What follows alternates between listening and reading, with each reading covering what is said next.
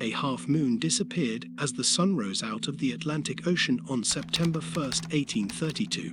The humid coastal winds filled the sails and carried the ship through the waves as J. Martin captained the schooner Wildcat, a 40-ton sailboat out of the port of Charleston, South Carolina. Among the tons of cargo, 6 pieces were unique. By law, Martin had to fill out a manifest of these 6 possessions and present it to the collector of the port when the ship arrived at New Orleans, in a little more than 3 weeks. On the pre-printed manifest, he recorded the owner of the cargo and where the owner lived. He also recorded the basic information of the cargo by name, sex, age, height and color. Willis male, 20, 5 feet 8 inches, black. Jack male, 25, 6 feet, black. Hector male, 20, 6 feet, black. Adam male, 20, 5 feet 8 inches, black. Maria female, 19, 5 feet 4 inches, black. Mary female, 7, 3 feet 6 inches, mulatto. On board, these 6 young people knew they would probably never see their families again. They were headed to their new home and their new owner. They would spend 23 days on the schooner Wildcat before they reached the Gulf Coast's largest port. These 6 passengers likely spent the trip with chains on their wrist, ankles, and even their necks. They suffered hot, cramped, shadeless conditions above deck, and even more crowded and damp confinement below. Dysentery and seasickness were common on such trade vessels.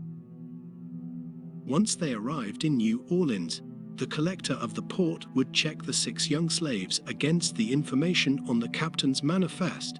If they matched the description given, the collector would sign the manifest and ship them to their new owner. In 1832, these 6 people were likely going to spend the next 30 years working a cotton farm free labor to help their already rich owners build more wealth.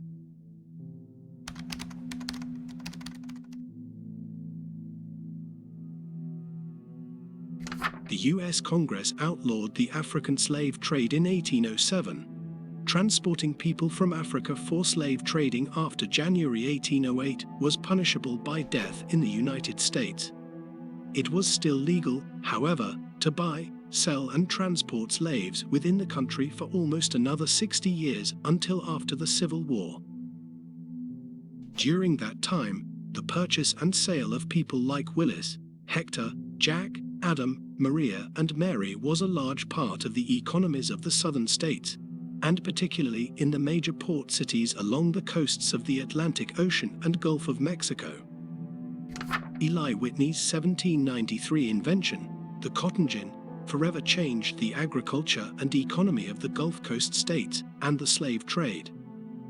Weather conditions were perfect for cotton in the country's most tropical region, so cotton farms began to spread across the southeast like wildfire in the first half of the 19th century. As expected, a problem sprung up. Cotton took a lot of hands and a lot of time to pick. So as more cotton fields were planted, farmers needed more workers to pick the product, and there were a lot more cotton fields every year.